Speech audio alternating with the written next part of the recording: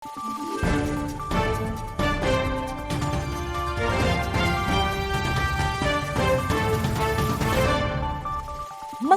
araw, Pilipinas! Ito ang Valiente News hatid sa inyo ng Office of the Vice President. Isang hairdresser mula sa Daraga Albay sa Bicol Region ang nakatanggap ng 15,000 pesos na kadagdagang puhunan mula sa OVP. Minsan na ring binisita ni Inday Sara Duterte ang kanyang salon.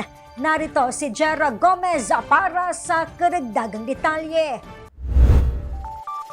Dating hairdresser sa Maynila, ngayon may sariling salon na. Ito ang kwento ng kababayan nating si Edison mula sa Daraga Albay. Mag-iisang taon na ang kanyang salon. At hindi lamang ito bukas para sa mga kababaihan, ngunit maging sa mga kalalakihan.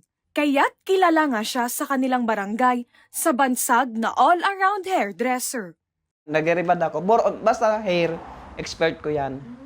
Basta hair, expert ko. All-around hairdresser ang tawag niya sa akin eh. Basta, ang strategy ko noon, pag may client ako na magpapa-schedule, ma'am, one day before po, send na lang po ng picture and then yung ano, yun lang ang bibilin ko talaga. So sa place ko, dahil nga nasa, ano naman tayo, sa area hindi naman city, 50 pesos para affordable din sa mga client. Hanggang ngayon, sir, 50 pesos? Oh, 50 pesos pa rin. Hindi ko yung tinataas. Kapag sa reband or pa-color? Minimum, 1,000.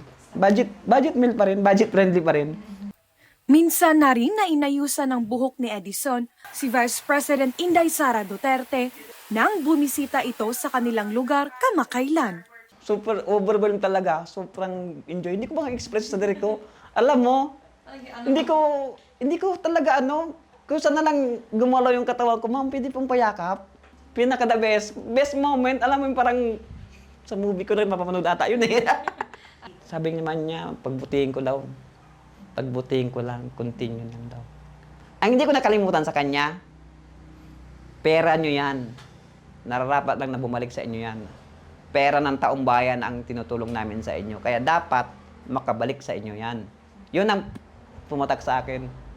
Si Edison ay kabilang sa maraming MSME sa bansa na naging benepisyaryo ng Magnegosyo Taday program ng OVP. 15,000 pesos na karagdagang puhunan ang ipinagkaloob sa kanya ng tanggapan. Ito, mga bago to, talagang, inuna ko talaga mga tools.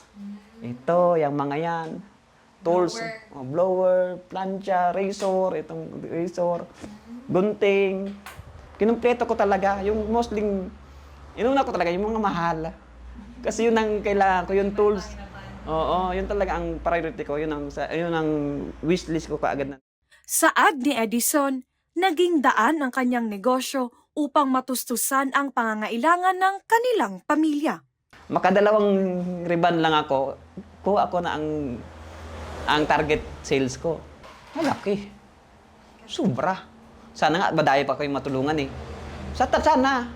Bukas ang salon ni Edison mula alas 8 ng umaga hanggang alas 6 ng gabi kada araw. Mula rito sa bayan ng Daraga sa Albay, ako po si Jera Gomez. Lahat para sa Diyos, bayan at pamilyang Pilipino. Valiente News.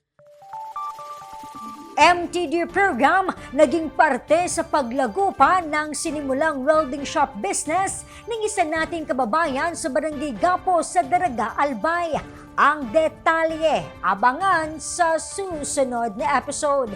Ako si Claudette Loreto para sa makabuluhan, naninindigan at matapang na mga ulat at impormasyon. Maraming salamat.